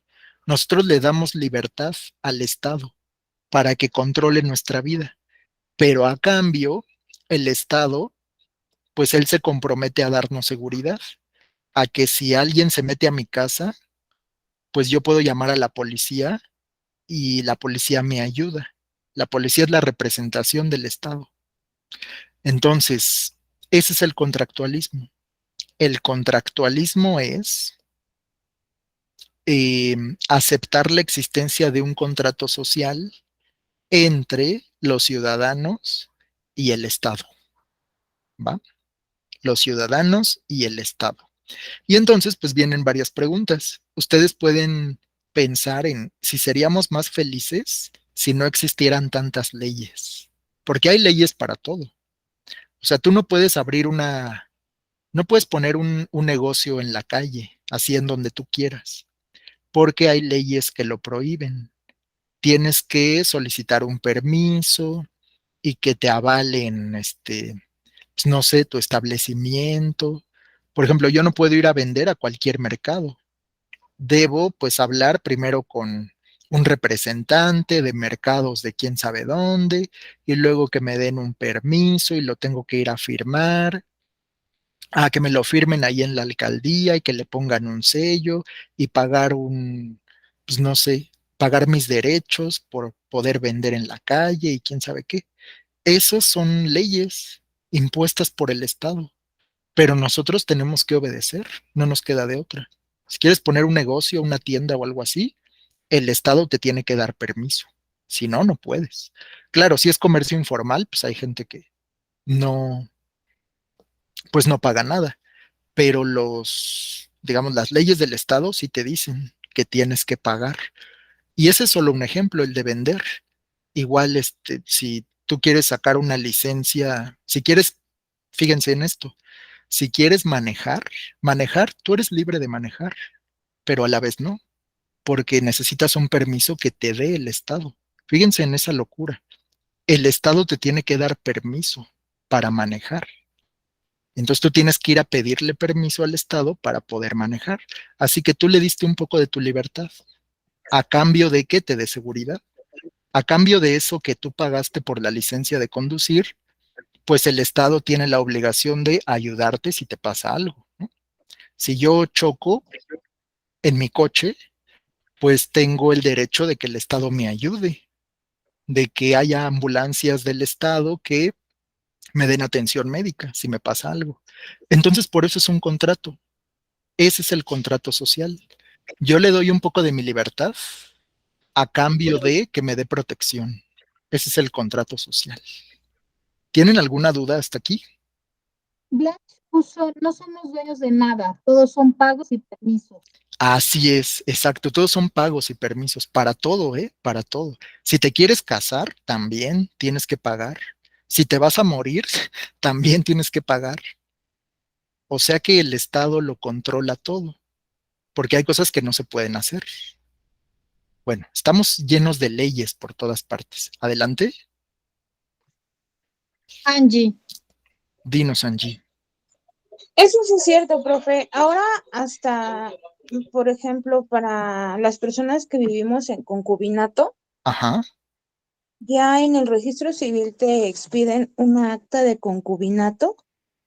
El costo es de 85 pesos, pero los trámites son casi iguales a los de si te vas a casar por el registro civil. Pero ese documento, ya por ejemplo, si vives en casa familiar de Ujú. tu pareja, o tuya, ese documento ya te avala por los años que llevas casada con, o bueno, juntada con esa persona. O sea que casi casi no hay diferencia entre casarse, digamos, por el civil y estar en concubinato, Ajá, porque ya casi, hay requisitos. ujú, Pues ese es otro ejemplo. Entonces no somos totalmente libres, porque hay cosas que no están permitidas. Les decía también lo de morirse, ¿no? También tienes que pagar cuando, bueno, tu familia, tú ya no, pero cuando el acta de defunción, también eso lo controla el Estado.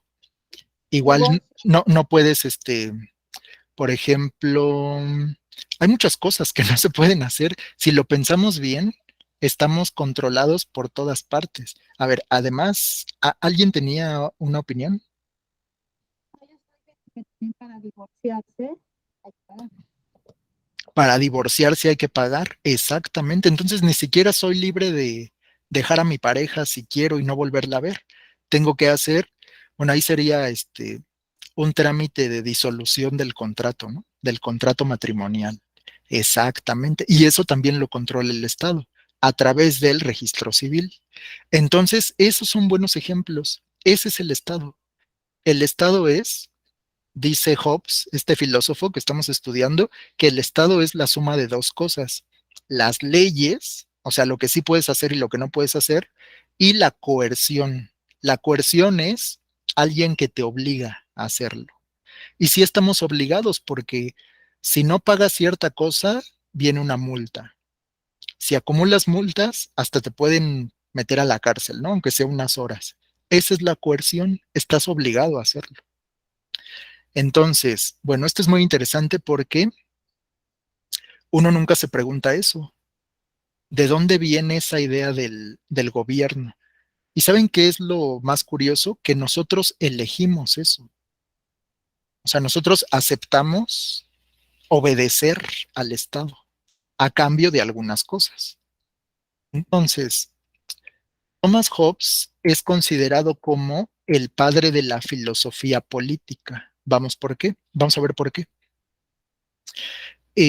Vamos a hablar de tres filósofos, tres filósofos. Uno de ellos es Thomas Hobbes, que es el más importante, es el que dijo esto de el hombre es un lobo para el hombre.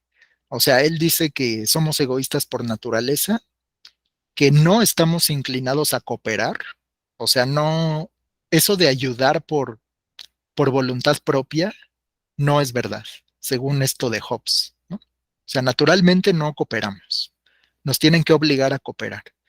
Y luego, según Hobbes, pues lo que nos mueve son nuestros deseos, nuestros intereses, o sea, todos queremos más de lo que tenemos, entonces somos egoístas. Pero Hobbes dice algo muy interesante, que si actuáramos sin leyes, o sea, si las leyes no existieran, nos pelearíamos por cualquier cosa. O sea, casi, casi porque me vieron feo, ya me pelearía. Porque siento que alguien me va a quitar lo que tengo, entonces ya me pelearía. Como el ejemplo que pusimos al principio.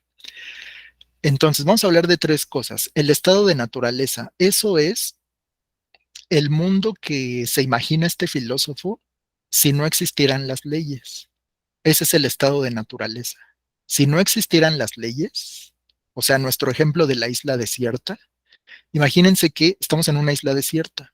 Para Hobbes sería una guerra de todos contra todos, porque cada quien busca su propio interés. Ese es el estado de naturaleza para Hobbes. Si no existieran las leyes, sería una guerra de todos contra todos. O sea, no habría nada que te impida, pues, matar al vecino, ¿no?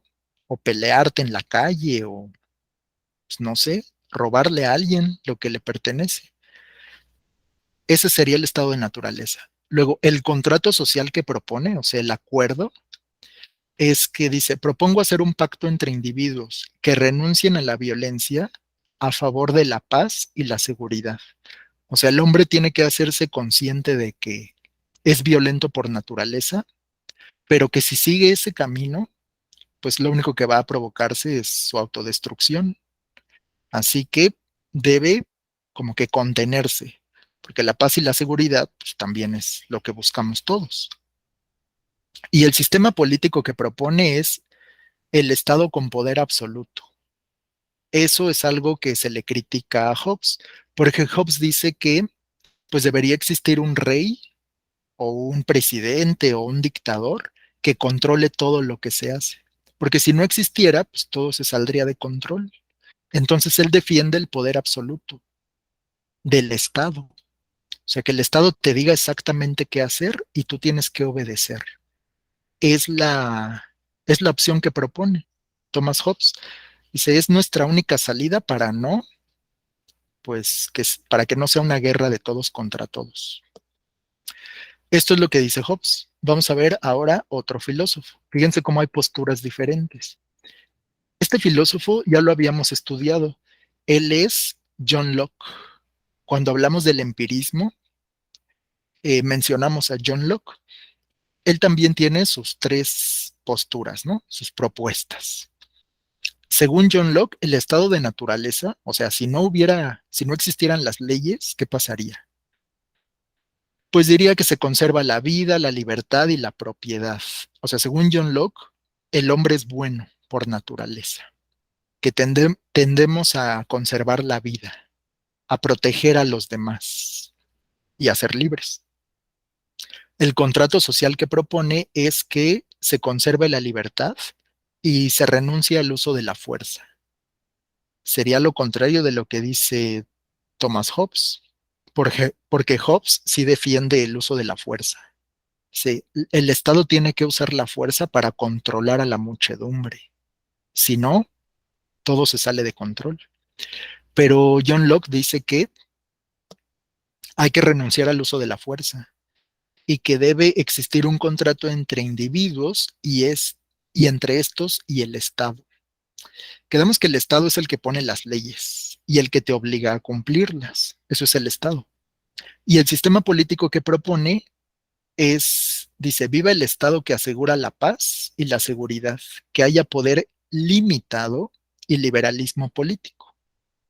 O sea que el Estado sí debe tener poder, pero no tanto, porque también eso provoca problemas.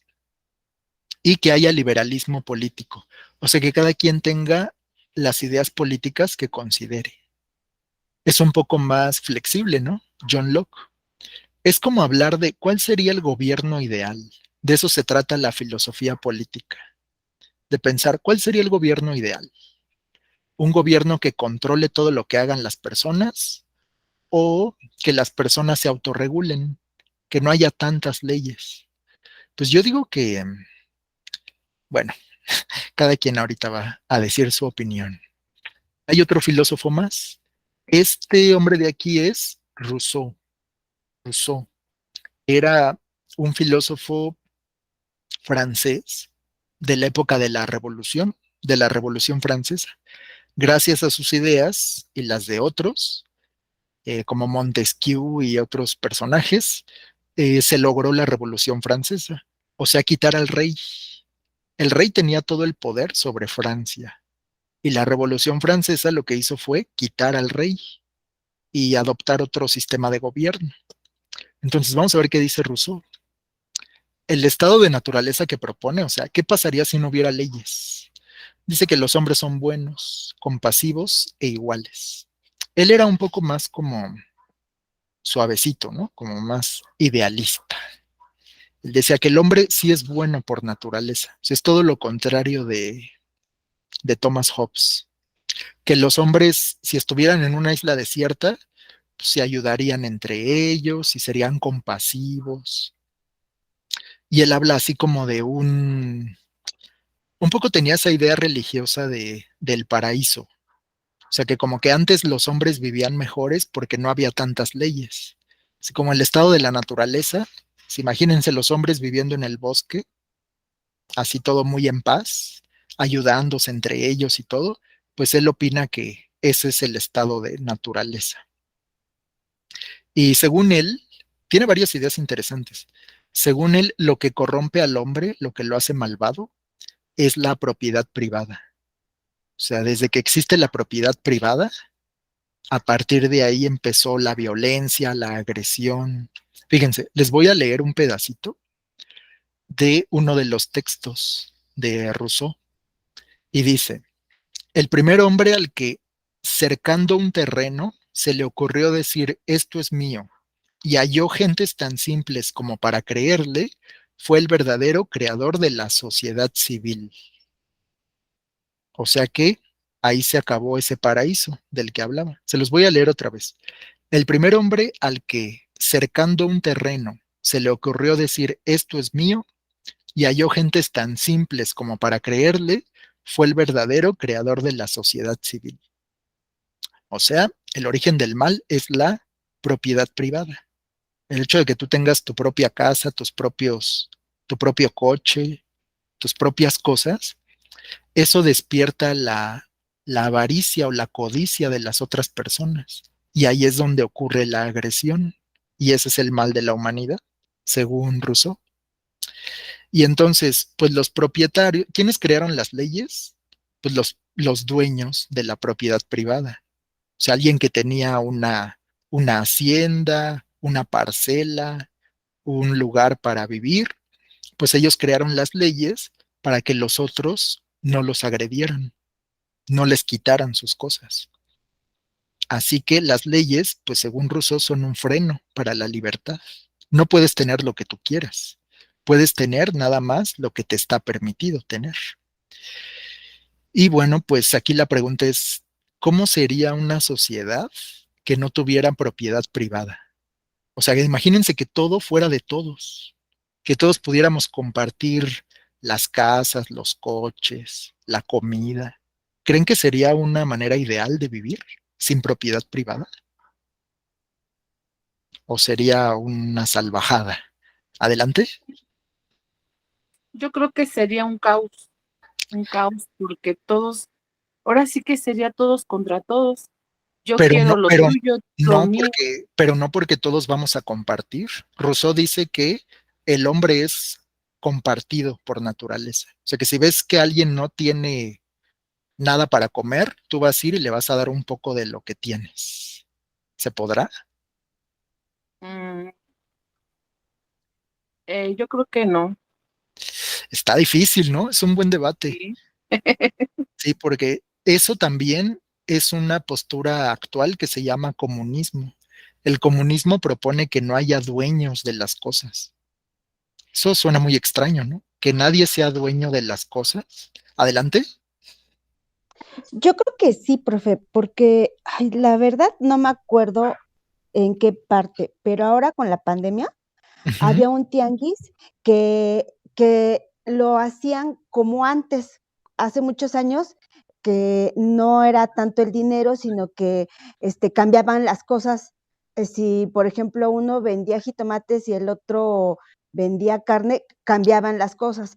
Pero la verdad no me acuerdo en qué parte, pero ahorita con la pandemia hubo un tianguis así. Entonces yo creo que sí podría ser, profe. O sea, como regresar al... Eso que dices, Blanche, es el trueque. Porque antes del Ah, dinero tele. existía el trueque. Ajá. Ajá.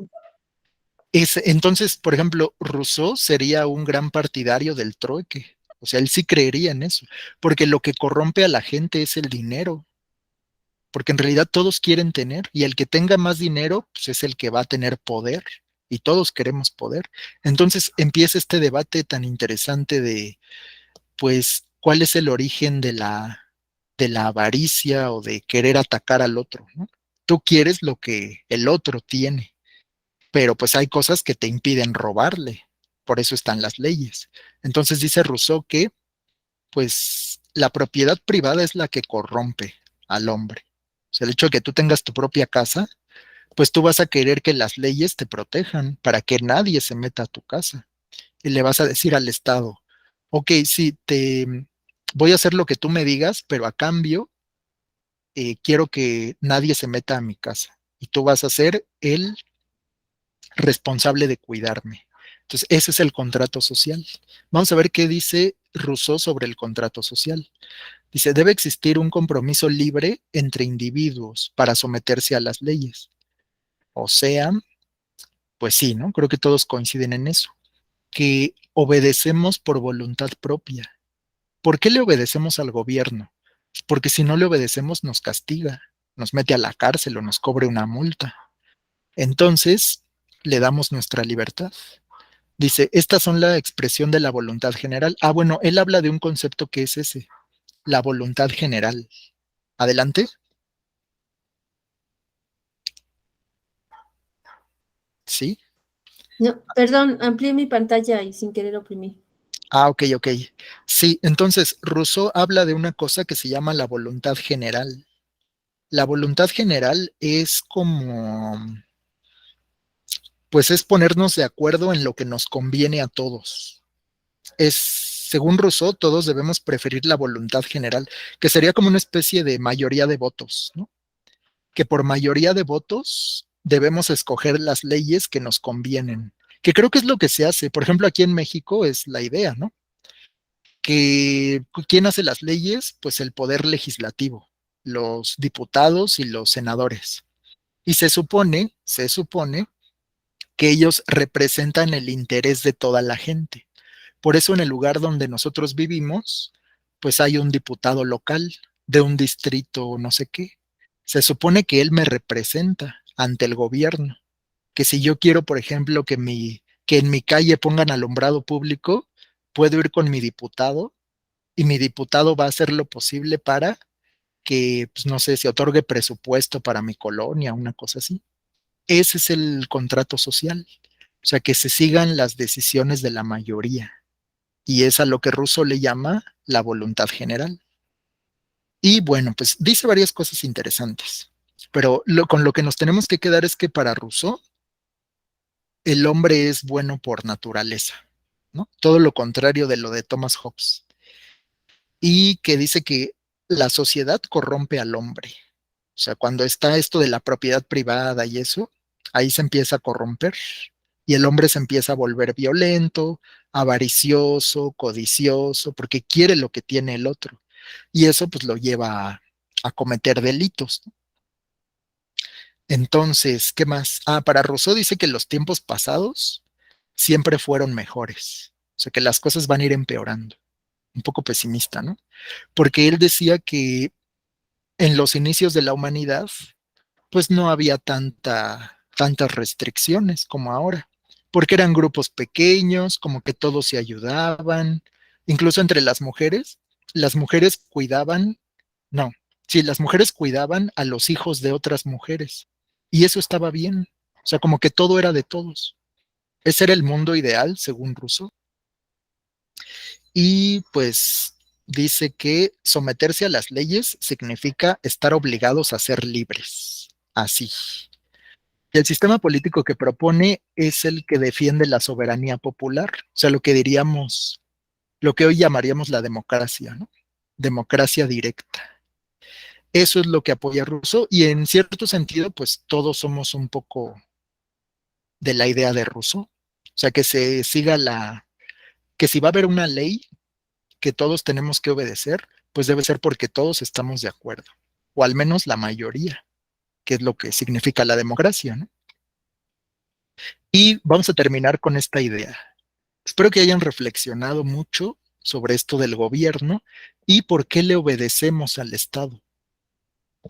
¿Por qué aceptamos todas las reglas? ¿Por qué si me quiero casar tengo que ir a pagar? No simplemente me puedo juntar con una persona y ya. ¿Por qué le tengo que avisar al gobierno? Bueno, pues es parte de las leyes del Estado.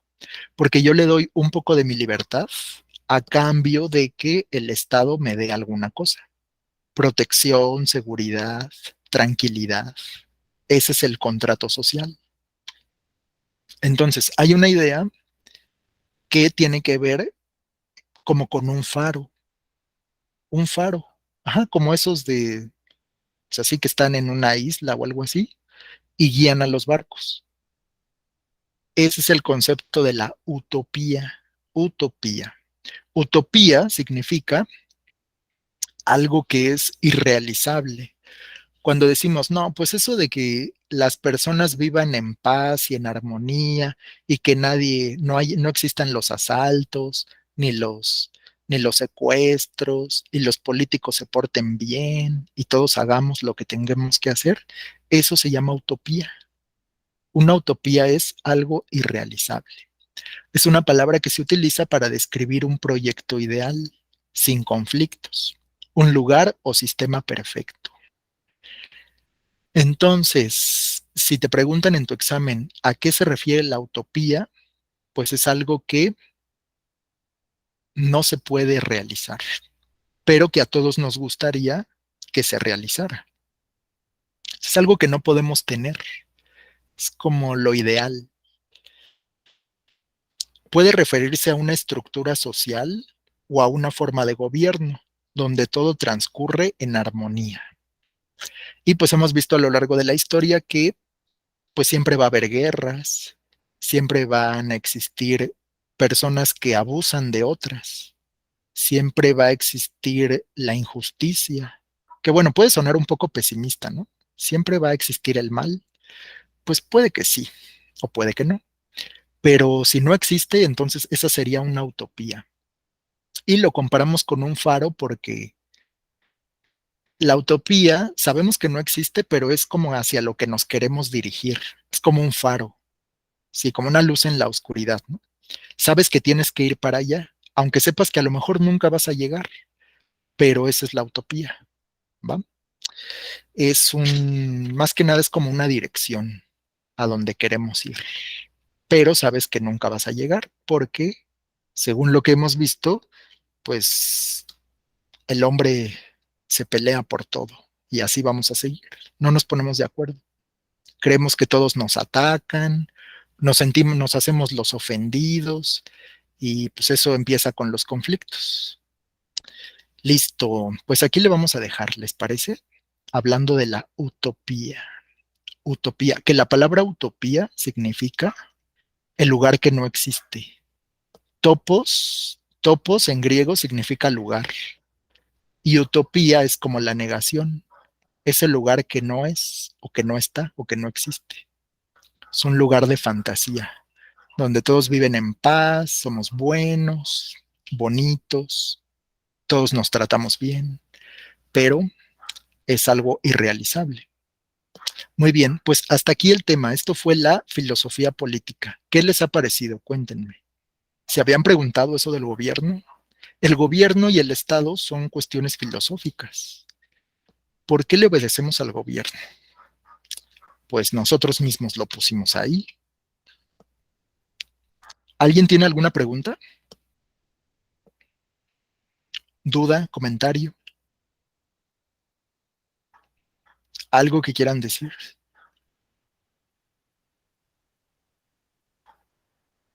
¿Dudas? No, profe, bien. ¿Todo bien? Va. Porque Vicky ya se nos fue porque tenía sus clases. Pero bueno, voy a quitarles la pantalla. Y listo. Muy bien. Pues Jenny, Rosy, Pau, ¿todo bien? Sí, profe, todo bien. Me pareció muy interesante. Excelente, qué bueno, Rosy. Todavía nos falta un pedacito de esto de filosofía política, pero ya mañana al inicio de la clase. Hablar de la justicia, la libertad y la igualdad, creo que es. Pero bueno, ya mañana lo vemos. Y pues van a tener un cuestionario sobre este tema y por favor consulten el video. Si quieren ver otra vez pues la explicación, si quieren escucharla, ahí la voy a dejar en el Classroom, ¿va? Bueno, vamos a dejar de grabar antes que cualquier cosa. Yo sí lo voy a